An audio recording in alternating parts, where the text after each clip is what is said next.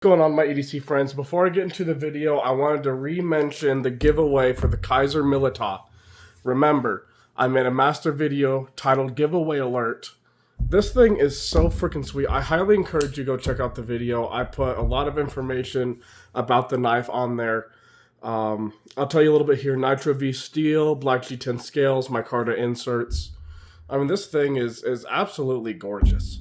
All you gotta do to enter is comment on that giveaway video, subscribe to me on YouTube, or follow me on TikTok, one of the two. But I want to give this away to somebody as much as I don't want to. I really do. Because it's so clean, so nice. And I want to be able to introduce, maybe new people into the EDC community, or maybe make friends inside the EDC community. So yeah, go check it out. Go leave a little comment down there. Leave something for me to read. I might reply to you. I might not. The goal before giving this knife away is 500 followers on TikTok, 100 subscribers on YouTube.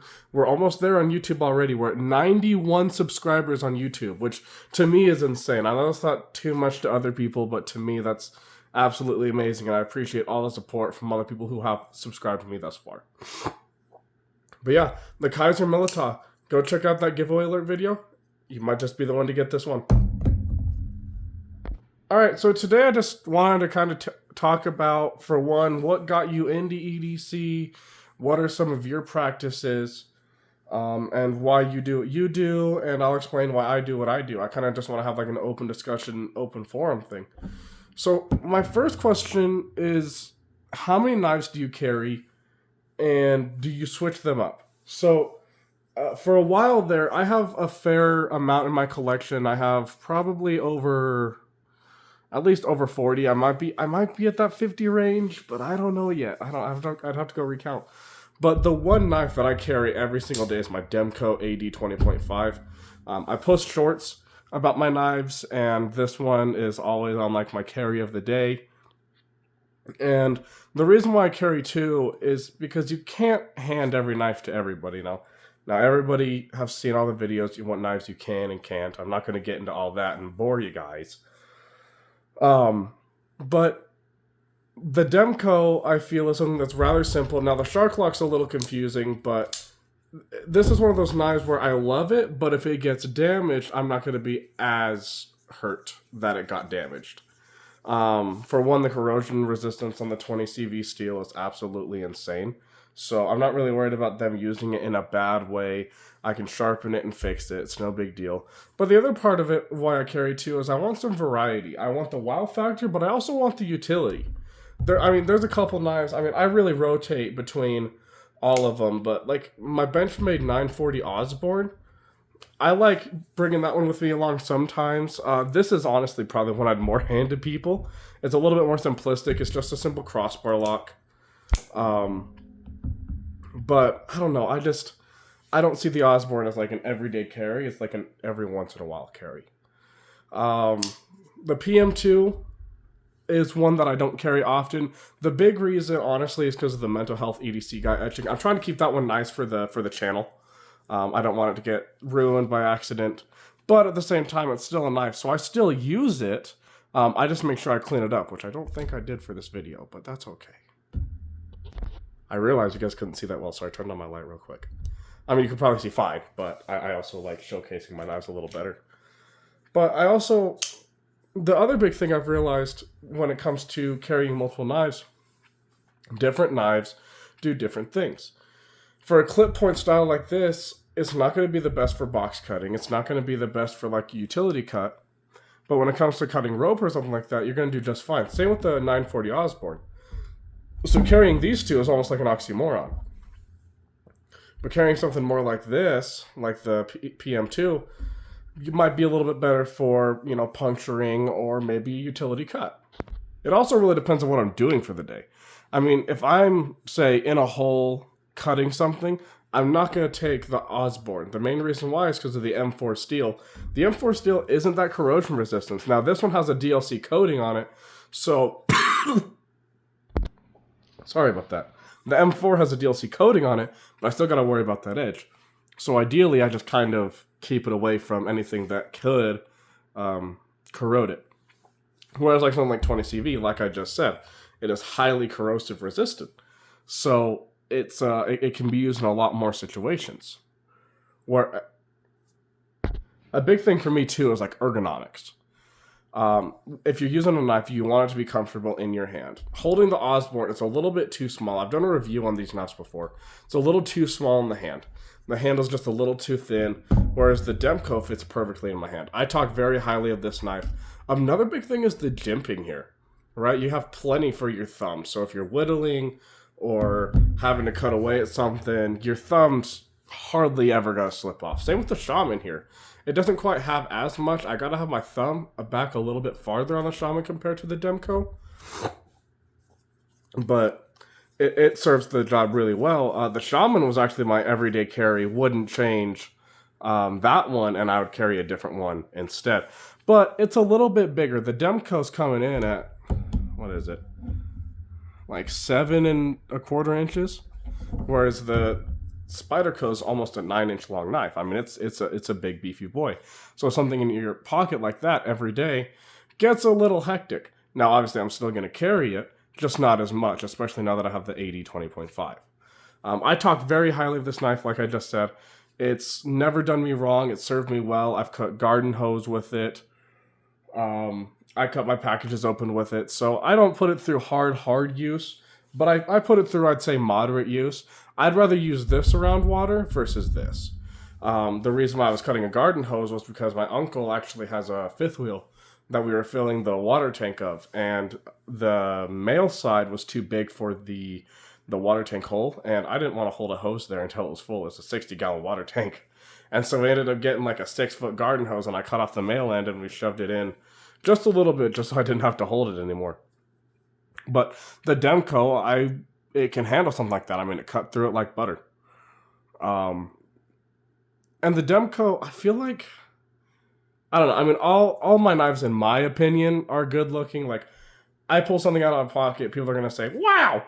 Because that's kind of what I was going for when I bought these knives. Not only was I going for that, I was also going for, just a straight utility factor. What is that on the handle of the Shaman? It's also going for the utility factor as well, and the usability and the popularity. I did a lot of researching on every single knife I bought. Before I bought it, I watched a video on it. And that's something I encourage everyone to do. Make sure you're doing at least a little bit of research before you buy a knife. Some knives you can just buy because they look cool. And if that's your intention, great, good for you. And keep doing what you're doing if that's what makes you happy. But for me, if I need to be in a situation where I need to use my knife, I want to be able to make sure that I can use it confidently and know everything about that knife. That's another thing that I feel some people may lack, is just knowledge on the pocket knife and EDC industry. Obviously not just pocket knives, but fixed blades as well. Flashlights, if you choose to go that route. I haven't gotten into flashlights yet. But a big thing is also understanding what type of blade steels you need in whatever situation. Now, if I was out in the wilderness, say I was camping or something, or got stranded, God forbid, I would trust the Osborne more than almost everything. That M4 steel is so tough. Doesn't dull that easy, but the corrosive issue is like my biggest problem with it. But even then, I mean, you can get rid of surface rust with a mild abrasive. So, but that's the biggest thing I think a lot of people don't realize is different blade steels are definitely made for different things. Do you need anything like S45VN or S30V or M4 steel even? Not really. If I'm being honest, 14C28N is about good enough for almost everybody. It has good enough edge retention to open boxes and do utility cuts and everything like that. And it's easy enough to sharpen when it does get dull. Not a lot of people need these super steels. These super steels are strictly for bragging rights, in my opinion. At least that's why I have them.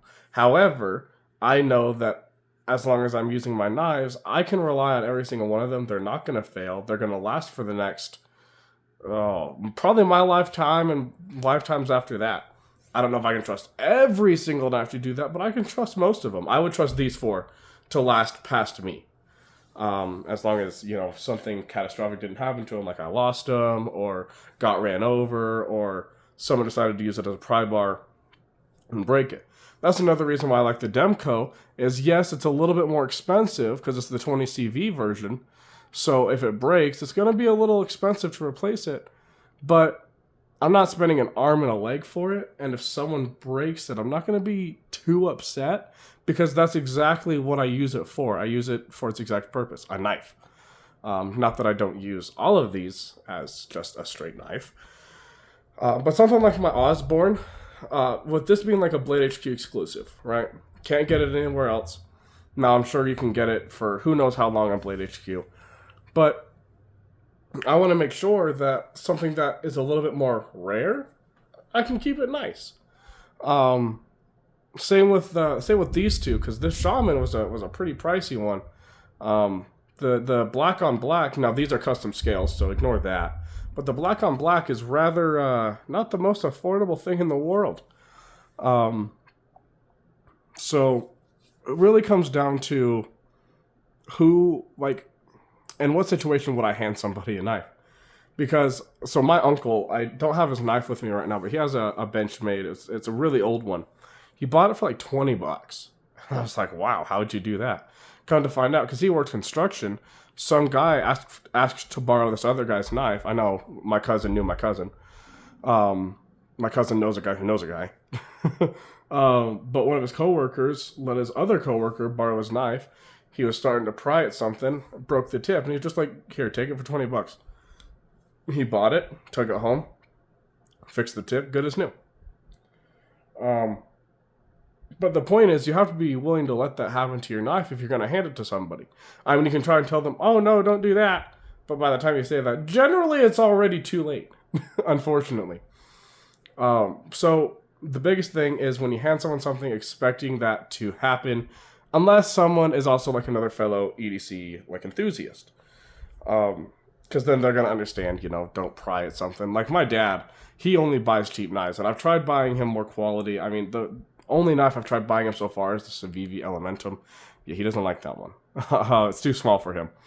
But he buys these cheaper Kershaws. I think they're like $20 at Walmart. I'm like, Dad, why don't you buy something nicer? And he was telling me, well, I use it to pry at work, and I don't want to spend $230 on a knife and break the tip on it. Like, okay, that makes sense. But for me, it's like, for a work knife, yeah, that I completely understand that. But for me personally, I'm not saying that everybody needs to be this way, and I'm not saying I'm better than anybody for thinking this way, because there's other people who think way different than I do. But for me, it's like, I'd rather have like a work knife and then a knife I carry on the weekends, or have that EDC and then have that one you don't hand to people. That's just my opinion on the matter. But everything I've just said, I want to hear your opinions down in the comments below. I know I'm gaining a very tiny, small following, but I really appreciate the people who are supporting me so far. So please, tell me what your opinions are. Am I completely batshit crazy?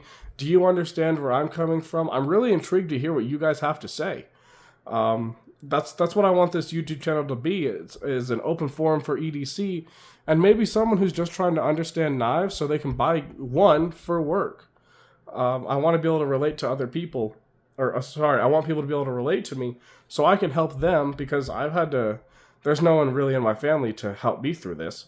So why not get help from other people? Or why not help other people? So yeah, let me know what you think down in the comments below. I'm really intrigued to hear what people have to say. And yeah, remember the giveaway of the Kaiser Militao, like I was just saying in the beginning. Please go check out that video. Go like, subscribe, comment on that video. You might be the lucky winner of that awesome knife. Thank you guys for tuning in. Thanks for making it this far, and I'll catch you in the next one. Make sure to like, subscribe, and I'll catch you soon. Thanks, guys.